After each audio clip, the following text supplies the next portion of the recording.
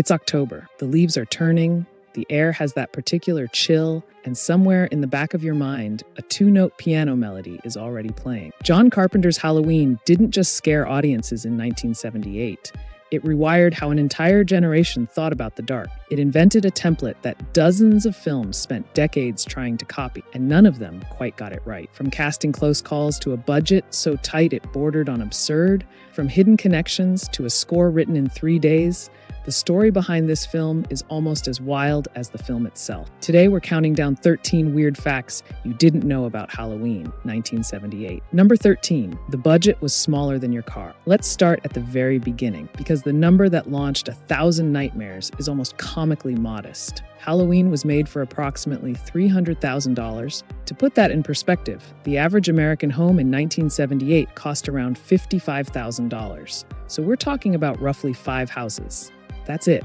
No studio safety net, no sprawling sets, no room for error. Producer Irwin Yablans and financier Mustafa Akkad scraped that money together independently, which meant every single dollar had to work overtime. And somehow, against every reasonable expectation, it did. Number 12, the wrong month, the wrong town. Here's something that'll quietly rearrange your brain. Halloween, a film set entirely in the fictional town of Haddonfield, Illinois, during the crisp, leaf-strewn month of October, was actually shot in the spring in Pasadena and Hollywood, California. The weather was so warm during production that the crew had to buy bags of fake autumn leaves, scatter them across lawns and sidewalks, and then collect them after each take to reuse in the next scene. Palm trees were carefully kept out of frame. The entire autumnal atmosphere you feel so deeply, completely manufactured, one raked leaf at a time. Number 11. Jamie Lee Curtis almost didn't get the call. Jamie Lee Curtis was essentially unknown when she was cast as Laurie Strode. Her biggest credit at the time was the TV series Operation Petticoat. But here's the wrinkle. She was cast largely because of her mother. Casting directors knew that Janet Leigh, Curtis's mom, had starred in Psycho in 1960, and the symbolic connection to horror royalty was too good to pass up. What nobody could have predicted was that Curtis would take that role and build one of the most enduring careers in genre film history entirely on her own terms. Number 10. Michael Myers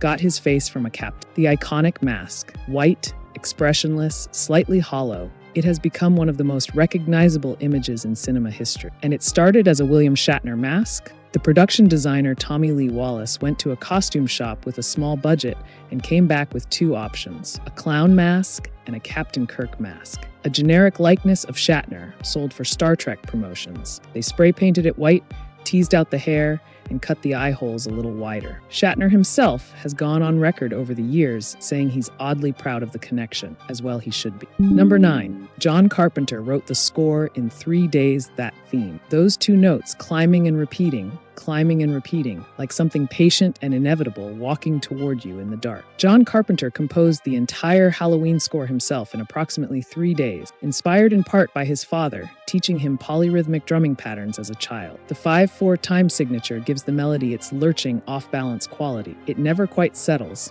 never quite resolves. It cost essentially nothing, and it became one of the most imitated musical motifs in horror history. Carpenter has said that, without the music, the film is just a movie. With it, it becomes an experience. Number 8. The original title was something entirely different. Before it was Halloween, John Carpenter and producer Deborah Hill were developing the project under a working title that gives away almost nothing and everything at the same time. The film was originally conceived and pitched as The Babysitter Murders.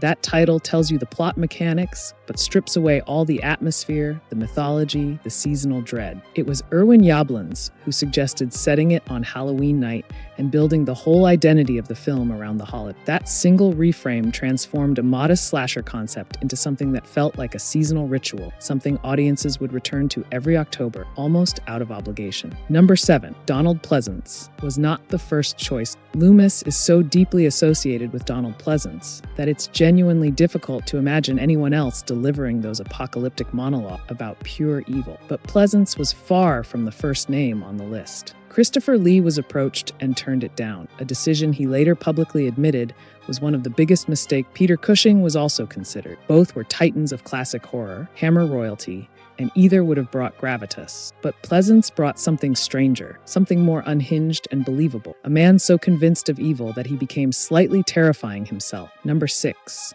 Nick Castle played Michael Myers for almost nothing. The Shape, as Michael Myers is credited in the film, was played primarily by Nick Castle, a friend of John Carpenter's and a filmmaker in his own right. Castle was paid $25 a day. He was not a stunt performer, not a trained actor hired for the physicality. He was just a guy Carpenter trusted, and what Castle brought to the role was a quality nobody quite expected: stillness. He moved slowly, deliberately, like someone who had all the time in the world. That unhurried quality is a huge part of why Michael works. He doesn't chase, he arrives. Number 5, the filming location became accidentally iconic. The Myers house, that crumbling, slightly off Victorian at the end of the street, was a real residential property in the Pasadena neighborhood where the film was shooting. After production wrapped, the house became a minor pilgrimage site for fans. It was eventually relocated, physically moved to storage to prevent damage from constant visitor traffic. A later Halloween film would recreate the exterior on a set because returning to the actual location had become logistically impossible. A house that existed purely by accident of location availability became one of the most recognizable pieces of horror architecture in American film. Number 4.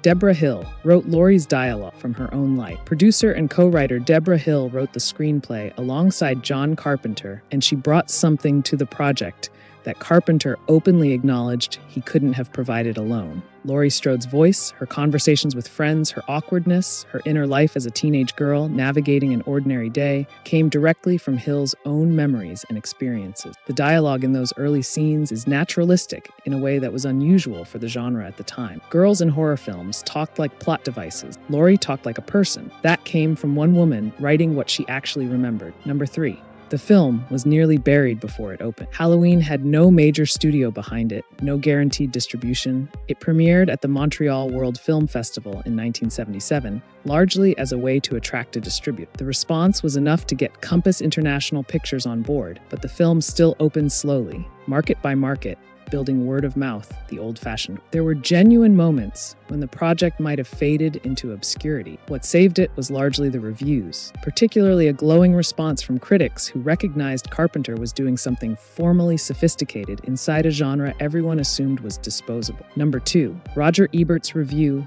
changed everything. Speaking of critics, Roger Ebert saw Halloween in a theater with a paying audience, and what he witnessed in that room shaped how he wrote about it. Ebert was struck not just by the film, but by the audience's reaction, the screaming, the grabbing of armrests, the collective surrender to fear. His review celebrated the film as a masterclass in suspense craft, and his visibility gave Halloween a cultural legitimacy that slasher films almost never received. It signaled to mainstream audiences that this wasn't cheap exploitation, it was skillful filmmaking. That review, arguably, is part of why the franchise exists at all. Number 1, John Carpenter never got a percentage of the profits. Here's the fact that'll linger. John Carpenter directed Halloween for a flat fee, somewhere around $10,000, and signed away his rights to any profit participation. The film has generated hundreds of millions of dollars across its theatrical runs, home video releases, merchandise, and sequels spanning decades. Carpenter has been open about this in interviews,